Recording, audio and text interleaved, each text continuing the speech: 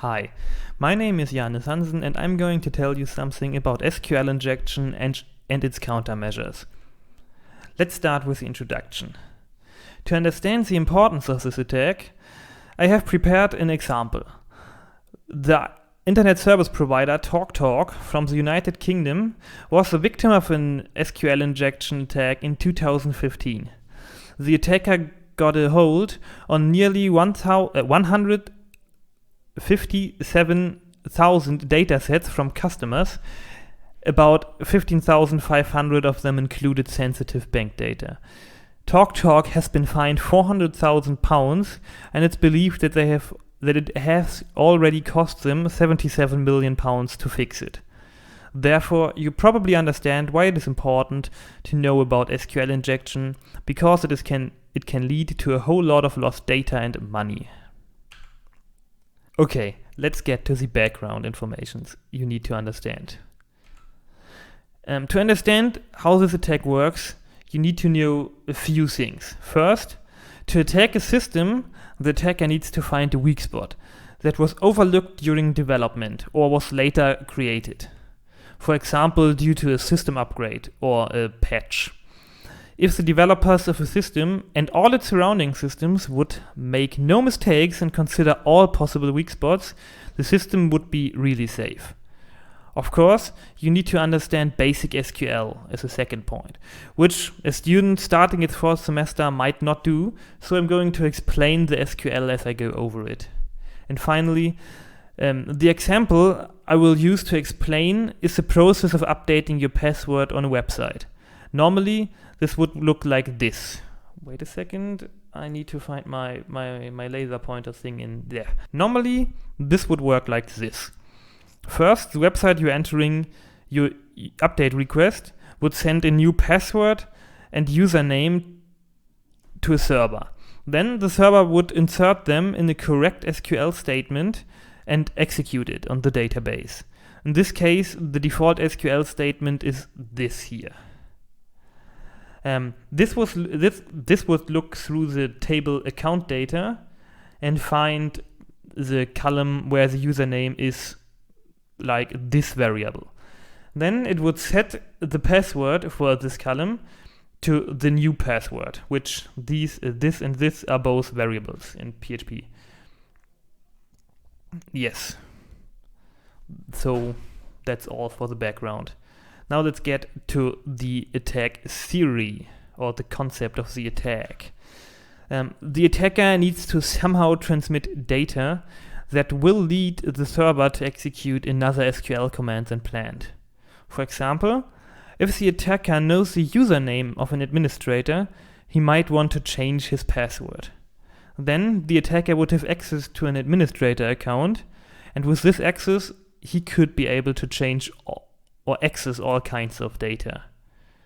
This would of course also work if the attacker doesn't need access to an administrator account, but instead wants to find out data about a person or even impersonate it.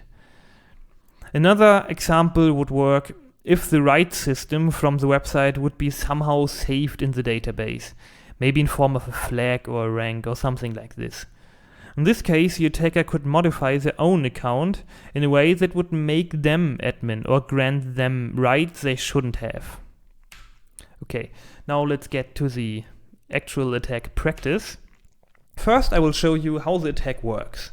If the attacker wants to overtake an account, to do this, the attacker needs to choose a password.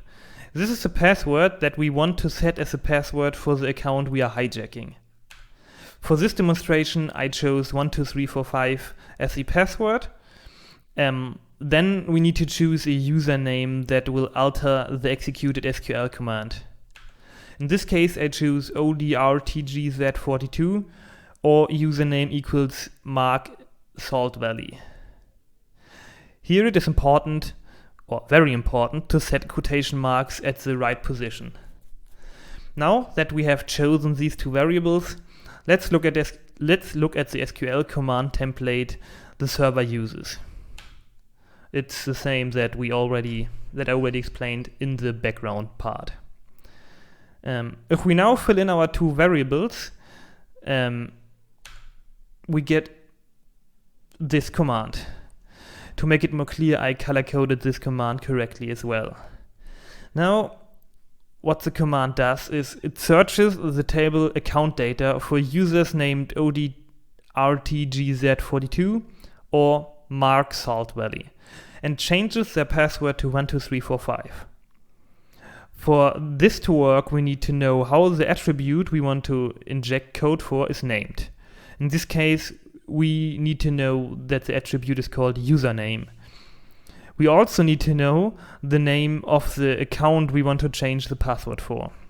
In this case, it's Mark Salt Valley. Of course, we can make this approach more general. We could, for example, change the password of all accounts which usernames includes admin. Therefore, we need to choose this code to inject, and it will lead to this SQL command, which will change the password for all accounts which with admin in their names to 12345. Another approach would be to alter some data in order for the attacker to gain more rights than he should have. In this example, there's a simple boolean saved in the database which determines if you're an admin or not. Again, we need to pick a password. This time, this is the part that injects the SQL code. I choose 12345 admin flag equals yes. And as a username, I choose user1. Now, we can look at the original SQL command again and insert our variables. And of course, I've color-coded this command as well for better understanding. When executed, this code searches the table account data for a username, or for the username user1, and changes its password to 12345 and its admin flag to yes or true. Now we have altered our own account to have administrator rights. Okay, now I want to show you how all this works in a bit more practical environment. For this, I need to open MySQL Workbench. I close the PowerPoint thing, and you can see my mouse, I hope. Yes, you can. So this SQL code that I've highlighted right here just generates a database and creates a table and also fills it with 1, 2, 3, 4, 5, 6 sets of data. You can see the data down here also. Now for the first example, our code is, where is it? There. So this is the code that we inserted, where we inserted the username with this line here. If we execute it, it will do nothing. You can see at first because I have to show you the data again. And now we can see the password for the user Mark Salt Valley is now 12345. Maybe it would have been good to show you how it was before. Beforehand it was save password. I can do it again, sorry. So, and then look at it again. Now we have 12345. This is how the first thing works. Then the second example I used was where I set the admin flag to yes. In the presentation before I used yes, but in MySQL I, to my knowledge, cannot use yes as a parameter for tiny int. So we use 1 and 0. In this case it's 1 because we want true. If we now look at this here, we have the user1 has the password 1 and the admin flag is false, 0. If we now execute our command and show the data again, we can see that now our user1 has the password 12345 and the admin flag 1. Now let me, for another demonstration that wasn't in the presentation before, reset the database. Now it's like the one before. And what we also can do is to do something that's simply like this. Here we update our account data again and set the password to 1234 for all columns where the username is odrtgz42, or 1 equals 1. This might seem a bit weird at first, but 1 equals 1 is always true. That means that we will set the password to 12345 for every column. You can see if we now execute this command and then show the database again, every single user. Oh, my webcam again dies, sorry. So we can see that every single user has the password 12345. This is normally, in most databases, to my knowledge, this wouldn't work because arguments like this, where no key is included, will be blocked directly. Now let's talk about the countermeasures for this attack. The method I'm going to talk about is encoding.